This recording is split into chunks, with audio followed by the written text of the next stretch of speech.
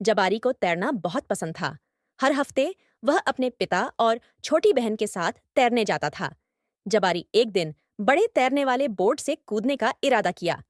पुल में पहुंचकर जबारी ने बोट को देखा, जो बहुत ऊंचा लग रहा था। वह थोड़ा डरा हुआ महसूस करने लगा। उसके पिता ने उसे तसल्ली दी और कहा कि डरना ठीक है और जब वह तैयार होगा तब कूद सकता है। जबारी ने सोचा कि शायद वह बाद में कूदेगा।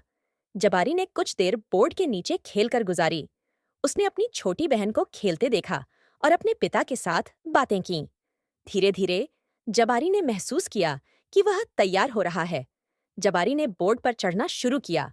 उसके दिल की धड़कन तेज हो गई। जब वह बोर्ड के आखिर में पहुंचा, उसने नीचे पानी को देखा। उसने एक गहरा सांस लिया, अपने पिता को देखा जो मुस्कुराया और हिम्मत बढ़ाई। आखिरकार जबारी ने हिम्मत जुटाई और पानी में कूद गया। वह एक बड़े छपाके के साथ पानी में गिरा और तुरंत तैरने लगा। जबारी को बहुत मजा आया और उसने खुद पर गर्व महसूस किया।